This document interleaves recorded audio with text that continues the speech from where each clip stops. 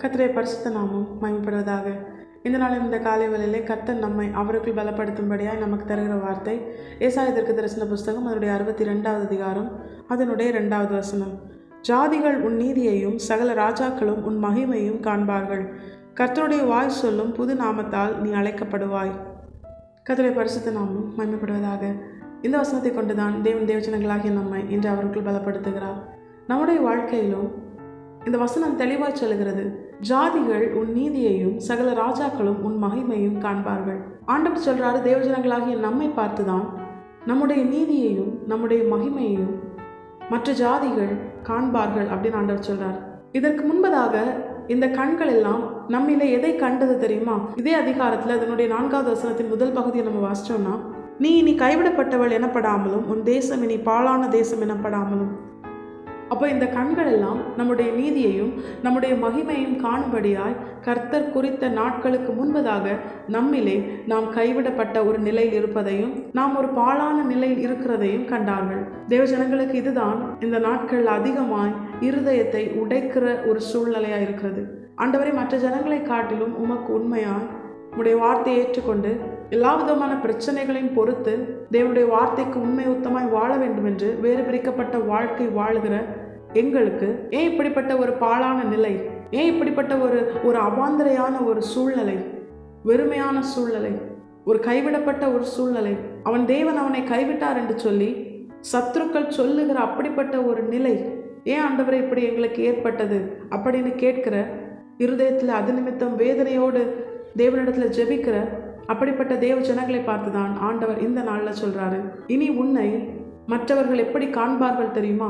உன்னிலே விளங்குகிற என்னுடைய நீதியை காண்பார்கள். உன்னை அழகாக்கும்படியாய் நான் வைத்த என் மகிமையை உன்னிலே காண்பார்கள் அப்படின்னு ஆண்டவர் சொல்றாரு. நம்மிடத்திலிருந்து வெளிப்படுகிற நீதியும் நம்மிடத்திலிருந்து வெளிப்படுகிற மகிமையும் அது கர்த்தருக்குரியது. வேதத்தில் அதற்கான வசனங்களை கர்த்தர் நமக்கு எழுதி கொடுத்திருக்கிறார். எசேக்கியேல் 16வது அதிகாரத்தில் நாம் பார்க்கிறோம், அவர் நம்மேல் வைத்த அவருடைய மகிமையினால் நம்முடைய அழகு குறைவற்றதாக இருக்கிறது என்றும் ஏசாயா 53வது அதிகாரத்தில் பார்க்கிறோம், அவரை குறித்து அறிகிற அறிவினால் நாம் நீதிமான்களாக்கப்படுகிறோம் என்றும். அப்ப நம்மிடத்திலிருந்து வெளிப்படுகிற நீதியும் மகிமையும் நம்முடைய தேவன் நமக்கு தந்தது. அது அவருக்குரியது, அது நித்தியமானது, யாராலும் பறிக்க முடியாதது, யாராலும் சேதப்படுத்த முடியாதது.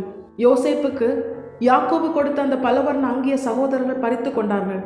ஆனால் யோசேப்புக்கு தேவன் கொடுத்த அந்த ராஜ வஸ்திரத்தை அவர்களால் நெருங்க கூட முடியவில்லை. நம்முடைய வாழ்க்கையில் அப்படித்தான். இந்த உலகத்திலிருந்து நாம் செயல்படுத்துகிற நம்முடைய நீதி, நம்மிடத்திலிருந்து வெளிப்படுகிற நீதியான காரியங்கள், நம்முடைய வாழ்க்கையில் நம்முடைய பிரயாசத்தினால் நாம் பெற்றுக்கொள்கிற மகிமையான காரியங்கள், இதை வேணா நம்மை சுற்றி இருக்கிற ஜனங்களும் சத்துருக்களும் அதை கெடுத்து போடலாம், அதை பறித்து கொள்ளலாம். ஆனால் கர்த்தர் சொல்றாரு, இனி முன்னிலே வெளிப்பட போகிற என்னுடைய நீதியையும் இனி முன்னிலே நான் வைக்கிற என்னுடைய மகிமையையும் உன்னை சுற்றி இருக்கிற ஜாதிகளும் ராஜாக்களும் காண்பார்கள் ஆண்டவர் சொல்றாரு. தேவஜனங்களாகிய நாம் இதை நினைத்து களி கூற வேண்டும் என்று கர்த்தர் மீண்டும் ஒரு விசை இந்த வசனங்களை நமக்கு நினைப்பூட்டி நம்மை கர்த்தருக்குள் மகிழ பண்ணுகிறார், நம்மை பலப்படுத்துகிறார். நம்முடைய தேவன் நல்ல தகப்பன், கைவிடவே மாட்டார். ஒருபோதும் தம்மை நம்பி வாழ்கிறவர்களை அவர் விட்டு கொடுக்க மாட்டார் யாரிடத்திலும். இந்த நிமிஷம் வரைக்கும் நாம் ஜீவனோடு இருக்க என்ன காரணம்? நம்முடைய தேவன் சத்ருவின் கரத்திலும் சத்ருவினால் ஏவப்படுகிற மனிதர்களுடைய களத்திலும் சூழ்நிலையின் கரத்திலும் அவர் ஒப்பு கொடுக்காததுதான் இந்த நிமிஷம் வரைக்கும் தேவஜனங்களாகிய நாம் ஜீவனோடு வாழ காரணம். ஒருவேளை நம்முடைய நீதி இந்த உலகத்திற்கு முன்பதாக கெட்டு போயிருக்கலாம். நம்முடைய நீதியை அநீதி என்று மற்றவர்கள் பொய்யாய் பழி சாட்டலாம். கர்த்தர் நிமித்தம் நம்முடைய நீதியை மற்றவர்கள் குலைக்கும்படியான தந்திரமான கிரியைகளை செய்யலாம். கர்த்தர் சொல்லுகிறார், நான் உனக்கு கொடுக்கிற என்னுடைய நீதியை, நான் உன்மேல் வைக்கிற என்னுடைய மகிமையை எல்லா ஜனங்களும் காண்பார்கள். அதே தான் இந்த வசனத்தில் ஆண்டவர் சொல்றாரு, ஜாதிகள் உன் நீதியையும் சகல ராஜாக்களும் உன் மகிமையும் காண்பார்கள். எப்படிங்க பாழான ஒரு தேசத்துல, கைவிடப்பட்ட ஒரு தேசத்துல நீதியும் மகிமையும் மீண்டும் வரும்? அது கர்த்தர் நினைத்தால் அது அவருக்கு லேசான காரியம். காற்றில்லாமல் போனாலும் மழை இல்லாமல் போனாலும் பள்ளத்தாக்கு நிறைய தண்ணீரை ஏதோமிலிருந்தும் கர்த்தரால் வர வைக்க முடியும். நம்முடைய தேவன் சர்வ வல்லமை உள்ள தேவன். அவரை ஆராதிக்கிற தேவஜனங்களாகிய நாம் பாக்கியம் பெற்றவர்கள். எவரையும் மேன்மைப்படுத்தவும் பலப்படுத்தவும் நம்முடைய தேவனுடைய கரத்தினால் ஆகும். நிச்சயமாய் கைவிடப்பட்டு மனம் நொந்து கர்த்தர் நிமித்தம் துன்பப்படுத்தப்பட்டு பொய்யாய் பழி சாற்றப்பட்டு நம்மை தூஷித்த அப்படிப்பட்ட கண்களுக்கு முன்பதாக, அப்படிப்பட்ட சத்துருக்களுக்கு முன்பதாக தேவன் நமக்கு ஒரு பந்தி ஆயத்தப்படுத்தி நம் தலையை எண்ணெயால் அபிஷேகம் பண்ணி நம்முடைய தலையை உயர்த்தி அவர் மகிமைப்பட போவது அதிக நிச்சயம். ஆண்டவர் சொல்றாரு, இனி உன் நீதியை உன்னை பாழான தேசமாய், உன்னை கைவிடப்பட்ட தேசமாய், கைவிடப்பட்ட சியோனே என்று சொல்லி மற்றவர்கள் உன்னை தூஷித்த அப்படிப்பட்ட நிலையில் இருந்த உன்னை, உன்னுடைய நீதியை ஜாதிகள் காணும்படியாகவும் உன்னுடைய மகிமையை ராஜாக்கள் காணும்படியாகவும் நான் எழுந்தருளப் போகிறேன் ஆண்டவர் சொல்றார். சியோனை புகழ்ச்சியாக்கும் வரைக்கும் அவரை அமர்ந்திருக்க விடாதிருங்கள்னா அவர் நமக்காக எழும்பிட்டார்னு அர்த்தம். அவர் கையை தடுத்து என்ன செய்கிறார் என்று கேட்கிற வல்லமை இந்த உலகத்துல யாருக்கும் கிடையாது. எல்லா அதிகாரத்திற்கும் மேலான அதிகாரம், எல்லா தேவர்களுக்கும் மேலானவர் சர்வ வல்லமையுள்ள தேவன். அவர் ஒருவராய் வானத்தை விரித்தார், அவர் ஒருவராய் பூமியை அஸ்திபாரப்படுத்தினார். அவர் கரத்தின் கிரியாகிய நம்மை அவருடைய பிள்ளையாய் ஏற்றுக்கொண்டார். நம்முடைய சொந்த குமாரன் நமக்காக தந்தார். எதற்காகவும் யாருக்காகவும் தேவ ஜனங்களாகிய நம்மை நம்முடைய தேவன் விட்டு கொடுக்க மாட்டார், கைவிடவே மாட்டார். அவருக்காக உண்மை உத்தமாய் வாழ அர்ப்பணித்த நம்முடைய வாழ்க்கையில நம்முடைய தேவன் நிச்சயமாய் மகிமைப்படுவார். எப்படி தெரியுமா? இந்த வசனத்தின் 2வது பகுதியை நீங்க வாசிச்சீங்கன்னா, கர்த்தருடைய வாய் சொல்லும் புது நாமத்தால் நீ அழைக்கப்படுவாய். இவ்வளவு நாட்கள் மனுஷங்க என்ன நாமும் பேசினாங்கல்ல, எப்படிலாமோ தூஷிச்சாங்க, வாய்க்கு வந்த பிரகாரம் எல்லாம் பேசினார்கள்.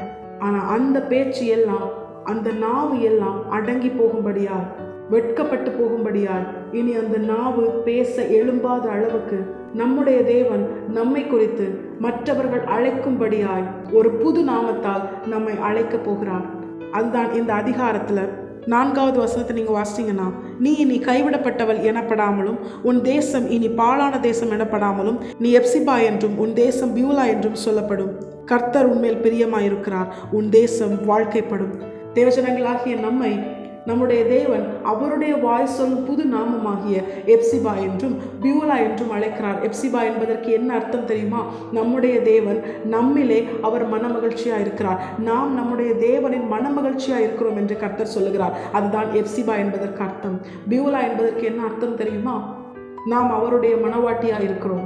தேவஜனங்களாகிய நாம் இனி கைவிடப்பட்டவள் என்ற அடையாளத்தில் அல்ல, இனி பாழான தேசம் என்ற அடையாளத்தில் அல்ல, நாம் கர்த்தருடைய மனமகிழ்ச்சி என்கிற அடையாளத்திலும் கர்த்தருடைய மனவாட்டி என்கிற அடையாளத்திலும் இனி அறியப்பட போகிறோம். இவ்வளவு காரியங்களை நம்முடைய தேவன் நமக்காக செய்கிறதுக்கான காரணம் என்ன தெரியுமா? நம்முடைய கர்த்தர் நம்மேல் பிரியமாயிருக்கிறார். இந்த உலகத்துல நம்மேல யார் அன்பு வச்சிருக்கலாம்?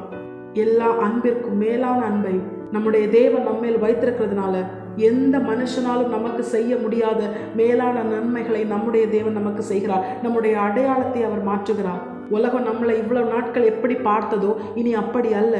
இனி நாம் கர்த்தருடைய மனமகிழ்ச்சியாய், கர்த்தருடைய மனவாட்டியாய், எப்சிபாவாய், பியூலாவாய் அறியப்பட போகிறோம்.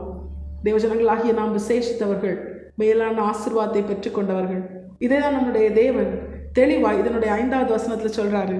வாலிபன் கன்னிகை விவாகம் பண்ணுவது போல உன் மக்கள் உன்னை விவாகம் பண்ணுவார்கள். மணவாளன் மணவாட்டியின் மேல் மகிழ்ச்சியாயிருப்பது போல உன் தேவன் உன்மேல் மகிழ்ச்சியாயிருப்பார். கர்த்தர் தாமே இந்த வசனத்தின்படியே நாம் இவ்வளவு நாட்கள் அறியப்பட்ட அடையாளத்தின்படி இனி அறியப்படாமல் கர்த்தருடைய மனமகிழ்ச்சியாய், கர்த்தருடைய மனவாட்டியாய் அறியப்படும்படியாய், நம்முடைய தேவனின் பிரியம் நம்மேல் இருக்கும்படியாகவும், நம்முடைய தேவன் தம்முடைய நீதியையும் தம்முடைய மகிமையும் நம்மேல் வைத்து அதை மற்றவர்களும் அறிந்து கொள்ளும்படி செய்யும்படியாகவும், ஈசாக்கை போல கர்த்தருடைய பிரியம் நம்மேல் இருக்கத்தக்கதாய் பரிசுத்தமாய் வாக்குத்தத்தத்தின் பிள்ளையாய் வாழ நாம் நம்மை அர்ப்பணிப்போம். இதற்கு ஒரு சரியான எக்ஸாம்பிள் ஈசாக்கு தான். ஏசேக்கு சித்தனா அதிலெல்லாம் வாக்குவாதம் பண்ணி அதை பறித்து கொள்ளும் பொழுது அவன் அமைதியாயிருந்தான். அவன் வாக்குவாதம் பண்ணல, ஏன்னா அவன் வாக்குத்தத்தத்தின் பிள்ளை. அவனுக்கு ஒரு விசுவாசம் இருக்கு, இதை பறித்து கொண்டாலும் என்னுடைய தேவன், என்னை ஆசீர்வதிக்கிற என்னுடைய தேவன் என்மேல் பிரியமாயிருக்கிறார், அவர் எனக்குரியதை எனக்கு தருவார். நம்முடைய வாழ்க்கையிலும் வாக்குத்தத்தம் பண்ணி நம்மை ஆசீர்வதிக்க வல்லமையுள்ள தேவன் நம்மேல் பிரியமாயிருக்கிறார்.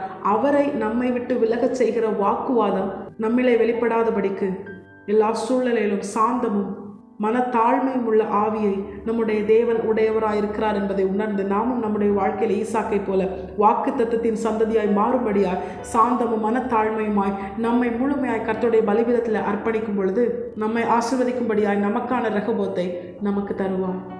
அப்பொழுது சத்துருக்கள் அறிந்து கொள்வார்கள் நம்மேல் இருக்கிற கர்த்தருடைய நீதியையும் நம்மேல் இருக்கிற கர்த்தருடைய மகிமையையும் மற்றவர்கள் கண்டு நம்முடைய தேவனுக்கு பயந்து அவருடைய பிள்ளையாகிய நமக்கும் அவர்கள் பயப்படுவார்கள் என்று சொல்லி வேதம் தெளிவாய் காண்பித்து தருகிறது.